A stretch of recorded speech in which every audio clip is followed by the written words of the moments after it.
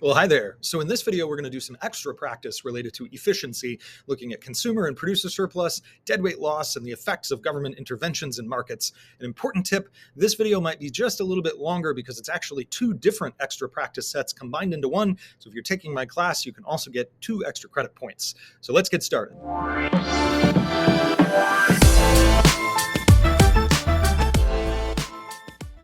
Okay, so the first part of this problem says that sugar is freely traded in a world market and that Lori Land produces some domestic sugar but imports the rest to meet demand. And so we're given a domestic supply and a domestic demand and a world price of sugar. We're listed world price of 2, it tells us that in the prompt, and the graph shows their whole market and all that other good stuff. And then we have a series of questions that follow. So most of these are going to start relatively easy and then they're going to get harder as we kind of analyze the graph.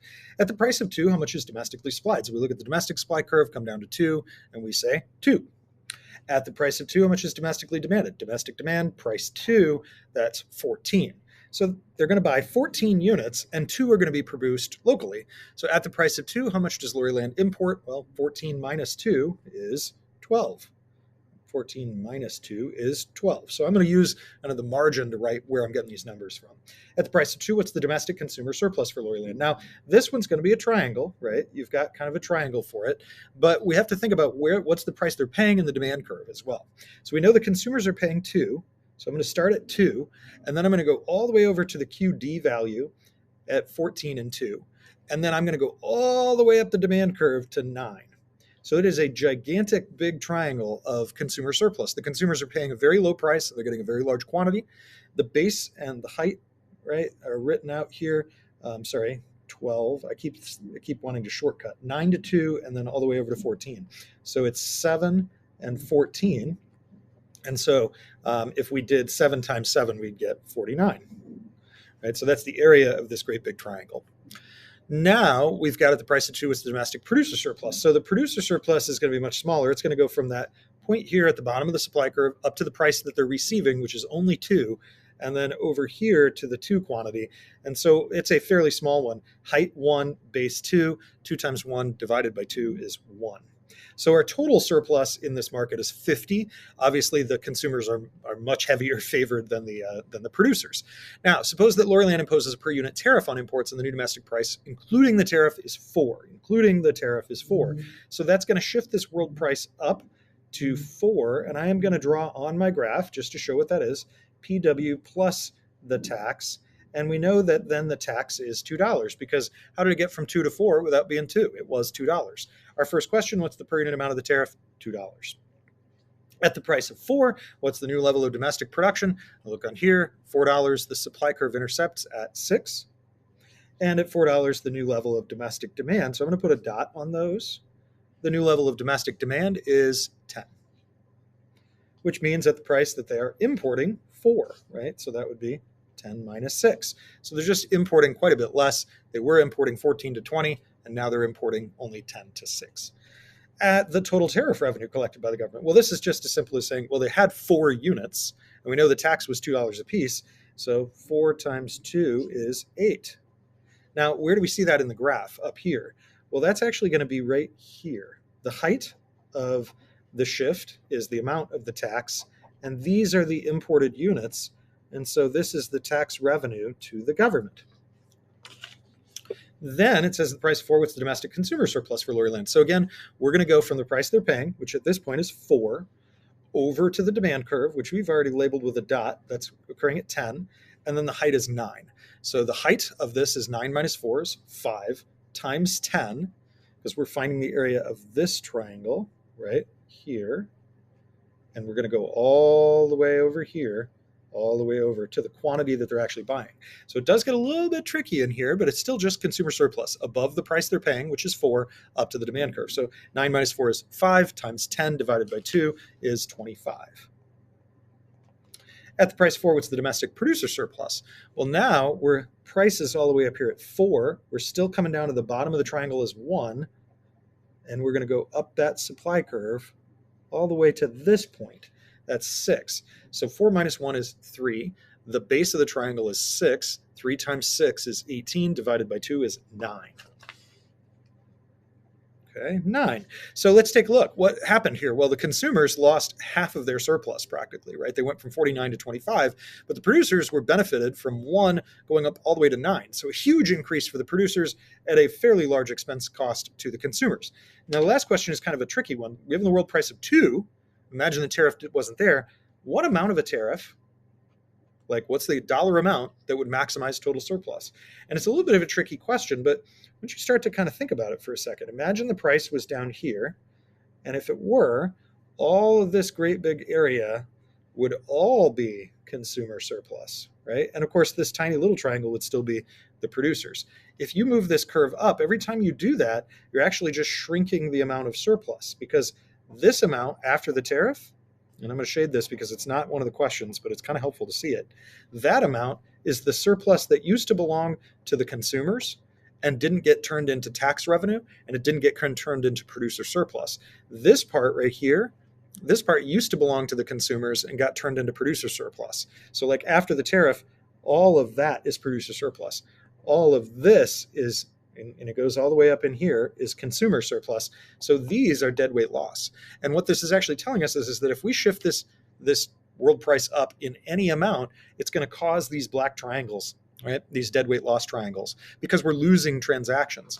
And so the correct answer actually here is 0. No tariff would maximize the total surplus, and that's actually what we would get. We would get a total of 50. You can't get more than 50. So a tricky problem, but once you've done it, hopefully not too bad. Let's take a look at the second one.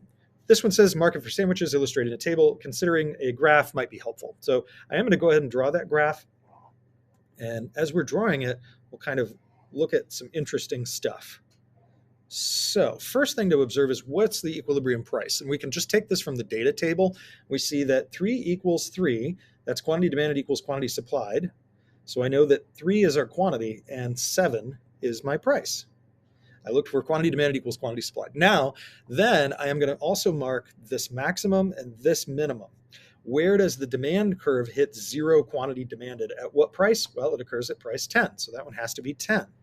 At what point does quantity supplied hit 0? That occurs at price 4. So this one must be 4, right? A lot of students want this to be like 1 or something other than that. But look right here. That's the first 0 value in price. They're not going to supply any units at price 4. So that must be this point right here with 0. Now 1, 2, and 3, that might come in handy just a moment later. But for right now, this is going to be enough to get started.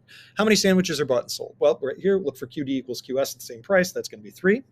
What's the price? We already established is $7. And now we can do consumer surplus before the tax. So it's the top of this area up here. 10 minus 7 is 3 times 3 divided by 2. So that's $450. And that is in dollars. And then the producer surplus is from 7 to 4. So that's also 3 times 3. So that's also $450.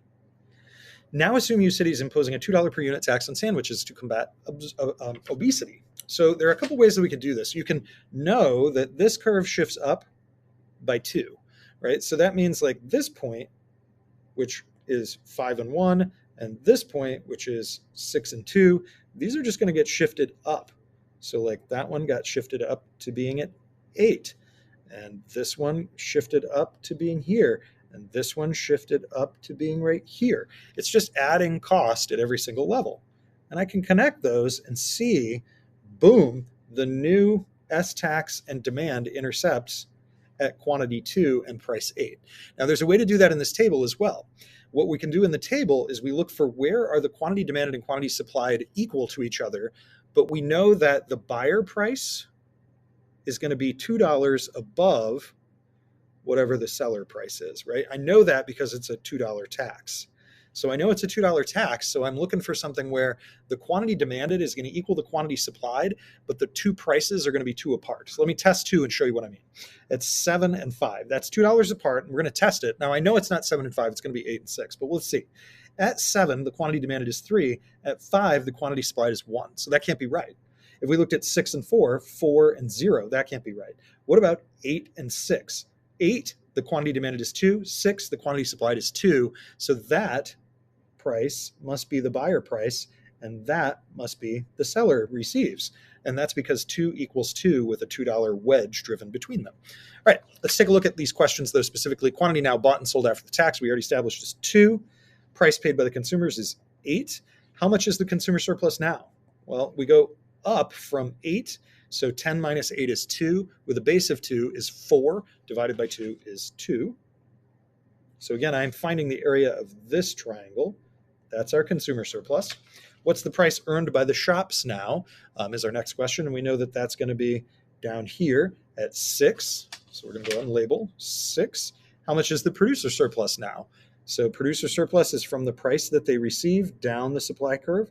So it's that triangle. 6 minus 4 is 2, times 2 is 4, divided by 2 is 2. So we've got $2 here. How much is the deadweight loss? That's going to be this quantity that we are producing now. This is our quantity after the tax, and it's this area. So we can find the area of that by seeing that the triangle height is 1, the base is 3. And so we have 1 times 3, divide by 2, but it's actually 2 triangles. So we've got kind of here, or sorry, it's not 1. The base of this triangle is not 3. I should be, whoa, that was kind of like a duh. 2, 3, and then 7 to 8. So actually the base is 1 and the height is 1. So the total is going to be $1 because there's 2 of these triangles. There's this one right here and this one right here. So the area of that triangle, it was a lot of work for $1. How much tax revenue does U-City earn? Well, there's 2 that are being bought and sold at a $2 tax. And so the area of this box, 8 minus 6 is 2, times 2 is $4. So overall, it's not a bad problem once you start to kind of understand how the puzzle pieces fit together. Let's take a look at some of those multiple choice. Number 1 says the graph shows the imposition of a per unit tax on producers, what represents government tax revenue, surplus, so forth and so on. So let's test some of these out. I know tax revenue is going to be JN, because this is point N, P2, P5. So JN, P2, P5. So I'm looking in the first one. No, that's not right. JN, P2, P5, so that one could be it. JNL is not right. P2, P5, JN, that is right. So I have between B and D. And so let me zoom in just a bit here so you can see these are really, really small labels. All right, there we go. And so the second part, producer surplus, is going to be from P2 down to P1 over to N. So P2, P1, N. No, that one's not it. There it is right there. Answer is D. And I'm not testing the last one because I know it has to be true, but it is JNL. Number 2, after the government imposed a 20-cent gallon tax on gasoline, so the tax was 20 cents, the price of the gallon of gasoline went up. For the consumers, it increased 15 cents. Which of the following statements is true? Consumers bear the entire burden. No, they don't. It didn't go up by 20 cents. Consumers and producers share it equally. No, they don't. The consumers saw it go up 15 cents. So if it was equal, they'd only see it to go up 10%, or 10 cents. Consumers bear most, but not all of the tax burden. That is correct. C. All right, let's take a look at the next one. Equilibrium price for a vertical supply curve and a downward sloping demand curve is 20. If a binding price floor is set, which of the following will occur? So it's easier if we draw a graph here. We have a vertical supply curve, downward sloping demand, and we'd say the price is 20. If we have a binding price floor, that would be way up here, PF. What will happen? Well, we're going to have a decrease in the quantity down because the quantity demanded will be higher, or sorry, the quantity demanded will be lower. That price floor is above 20. The shortage of the good, no, this is going to be a surplus. The total surplus will decrease. Now, that is true. So it's because there's less transactions going on. So we're going to only have this amount of surplus now, where we used to have all of that added to it. So the correct answer is B, and it's because actually this intervention destroyed all of this little bit of surplus that we had because there's only QD, quantity demanded. It may be tricky here when you think the total surplus will decrease. They're not referring in this question to the quantity surplus, right? There is obviously a quantity surplus, but this is referring to the concept of consumer and producer surplus. Number 4, assume the market demand curve is perfectly inelastic and the market supply curve is perfectly elastic. Whoa, what a weird one. So it's going to look like that. If there's a decrease in the price of a key input used for the production of the good, which of the following will occur? So that's going to shift the supply curve to the right or down because it's reducing the cost. But one important notice is that there wasn't any area above the supply curve to the price, right? Like P star. All of this area going upward is all part of above the price up to the demand curve. But there's no area between P star and the supply curve, so there never was any producer surplus. As a consequence of that, we can kind of skip. Let me see if my battery's going to live through this. We can skip to this and see there's no change in the producer surplus, and that's because there's still Q star transactions happening. It's just that they're going to receive that lower price. And it seems weird to say there's no change in the producer surplus, but it's because they didn't have any to begin with. They were only willing to sell it for that P star, and now they're only willing to sell it for this P sub 1 value. They're not willing to sell it for anything else than that. So, all right, let's take a look at number 5. Assume the government imposes a $4 per unit tax on the sellers of the good. And so it is going to shift this curve up by 4 as tax. Whoops, pen just popped off the back end here. What's the price paid by the buyers? It's going to be 8. So we can eliminate that one, and that one. And then the after-tax price received by the sellers will be 4. And so the correct answer is B. Again, I don't have to calculate deadweight loss if I've already gotten it down to that one. Consumer surplus could be shaded area in which of the following? So the price here would be a price ceiling, keeping the price low and reducing the quantity of transactions. That could do it. A price ceiling set at P1 in the market. So that's going to be our answer. C. Which of the following best illustrates the concept of consumer surplus? So this is like the difference between what you were willing to pay and what you actually paid. A thirsty athlete pays 85 cents when she would have gladly paid $1.50. That is the correct answer. That's what they were willing to pay, and that's then what they did. Let's take a look at our last few multiple choice. Again, there are 2 points possible in this set, so we'll get through these. Consumer surplus exists because there are willingness of some customers to pay a price higher than the market price. So that's what it is. It just refers to that. 9, in the absence of market failures, a perfectly competitive market is efficient for which of the following? Consumer surplus is maximized. No, that's not true. It may not make all the consumers better off. Producer surplus is maximized. No, that may not be necessarily true. Total surplus is maximized. That is true. All mutually beneficial transactions are exhausted. This word just means occur. So this is our correct answer, C.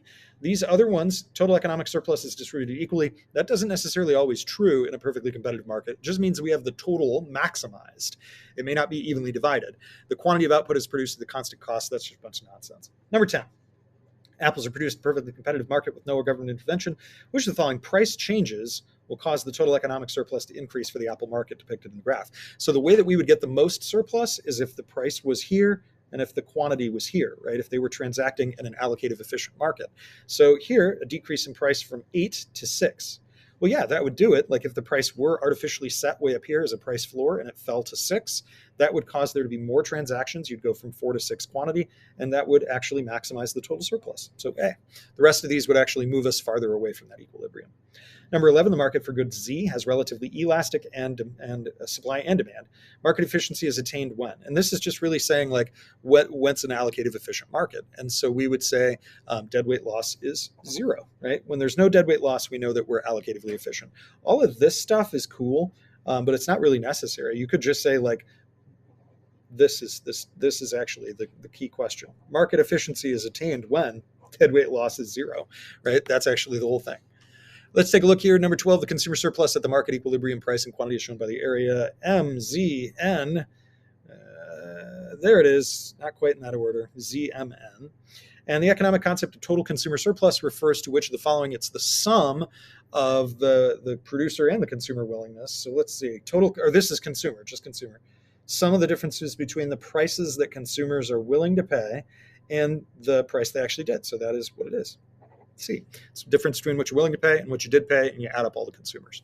So hopefully this helped you with a little bit of extra practice with efficiency. I'll see you next time.